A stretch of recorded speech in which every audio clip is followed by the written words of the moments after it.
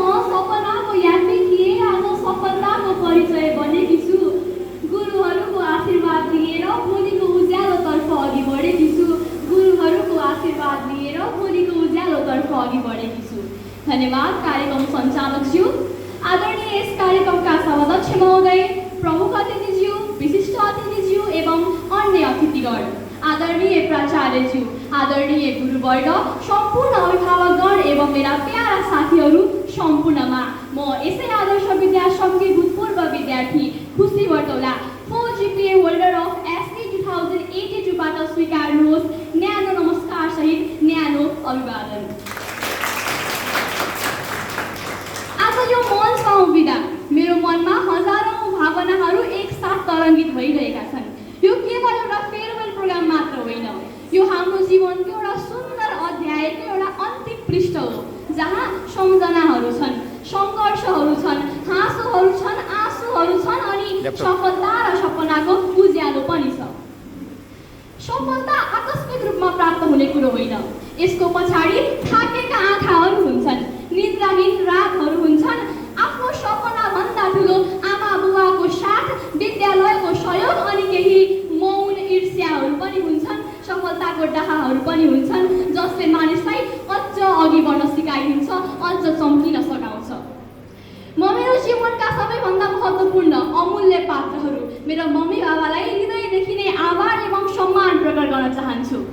तपाईँहरूको यो ऋण मैले हजारौं जन्म लिए पनि तिर्न सक्दिनँ।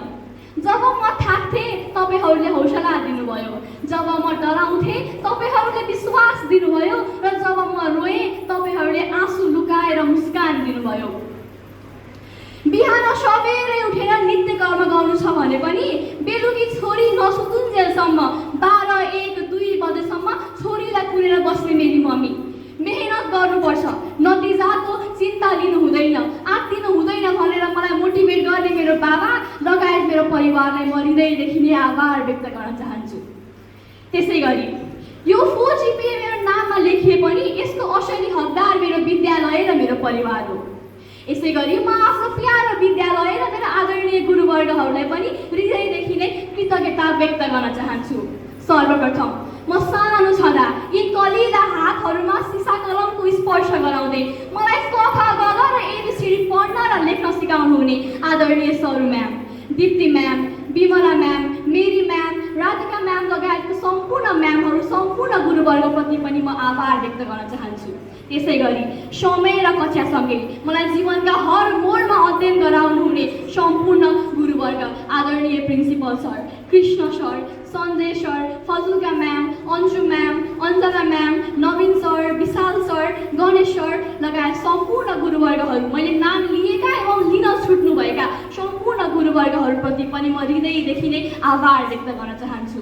यो 13 वर्ष लामो यात्रामा मैले तपाईँहरूलाई धेरै दुःख दिएँ होला, जानी नजानी तपाईँहरूको चित्त दुखाएँ होला, एउटै प्रश्न 10-12 पटकसम्म सोधेर यहाँहरूलाई दुःख पनि दिए होला, तर यहाँहरूले कहिले पनि झर्को मान्नु भएन। दिन रात नभनिकन मलाई पढाउनु भयो, सिकाउनु भयो। यसको लागि पनि म यहीँबाट सम्पूर्ण मेरा आदरणीय गुरुवर्गहरूको लागि क्षमा याचना माग्न चाहन्छु। म यहाँ आँखाभरि सपना र किताबभरि कपी र कलम बोकेर आएकी थिएँ, किताब र कपी बोकेर आएकी थिएँ, तर मेरो त्यो सपना र कक्षिता जोड्ने काम यस विद्यालयले गर्यो। हाम्रा अभिभावकहरूको उत्तरदायित्व वहन गर्दै हामीलाई सधैँ सद्मार्गतर्फ दौड्याउने दायित्व यो विद्यालयले निभायो। शब्दहरू त ओठसम्म आइपुग्छन्, तर आफ्नो विद्यालयको सम्मान र कृतज्ञता व्यक्त गर्नको लागि ती शब्दहरू पनि साना लागिरहेका छन्। म आज जहाँ छु, जे छु, त्यो सबैको जग बनाउने काम यही विद्यालयले गरेको हो। हामीलाई यो विद्यालयले केवल किताबी अक्षर मात्र सिकाएनन्, हामीलाई जीवन उपयोगी मानवमूल्य, अनुशासन, संस्कार, शिक्षा एवं उत्पादनमूलक एवं व्यवहारिक ज्ञान यो विद्यालयले सिकाएको छ। मेरो सफलताको हर एक अक्षरमा गुरुहरूको मेहनत लेखिएको छ। मेरो आत्मविश्वासको हर एक शिखरमा यस विद्यालयको त्याग कोरिएको छ। म भविष्यमा जहाँ पुगे पनि, जहाँ रहे पनि मेरो परिचयमा यस विद्यालयको नाउँ सधैँ उज्यालो भएर चम्किरहनेछ, झल्किरहनेछ। त्यसै गरी म हाम्रो श्रद्धेय प्रिन्सिपल सरप्रति पनि हृदयदेखि नै आभार व्यक्त गर्न चाहन्छु। सर केवल यस विद्यालयका प्रमुख हुनुहुन्थेन, उहाँ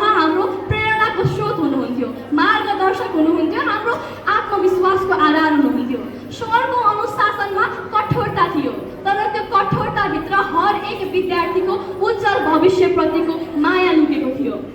जसरी एउटा असल कप्तानले एउटा असल क्याप्टेनले केवल त्यो जहाजलाई मात्र होइन त्यहाँभित्रका हर एक यात्रुहरूको सपनालाई सही किनारसम्म पुर्याउँछ हो हाम्रा प्रिन्सिपल सर त्यही असल कप्तान जस्तै थिए जसले हर एक विद्यार्थीको सपनालाई उज्यालोतर्फ डोर्याउनु भयो।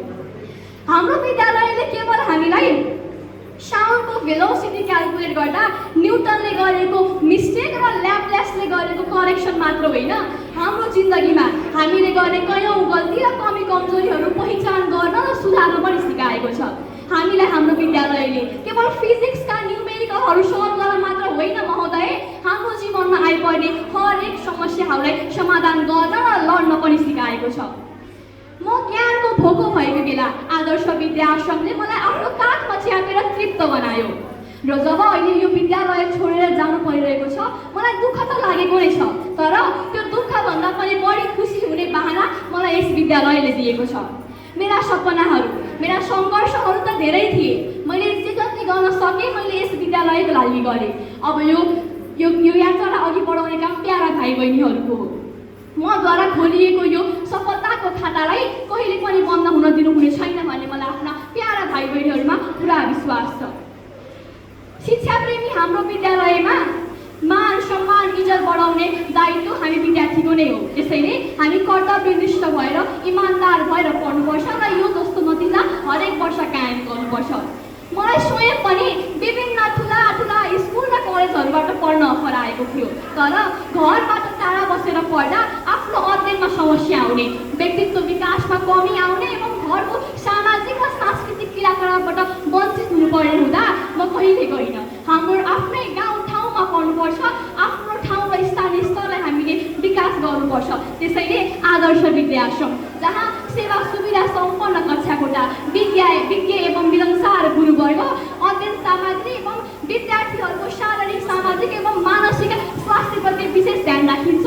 त्यसैले तपाईँले आदर्श विद्याश्रमले रोजौँ भन्दै मेरा प्यारा भाइ बहिनीहरूमा शुभकामना व्यक्त गर्दै यो विद्यालय सधैँ मेरो लागि खुला रहनेछ र यस विद्यालयबाट सधैँ मैले यसरी नै माया पाइरहनेछु भन्ने आशासहित बिदा हुन चाहन्छु। हस्त धन्यवाद। जय आदर्श।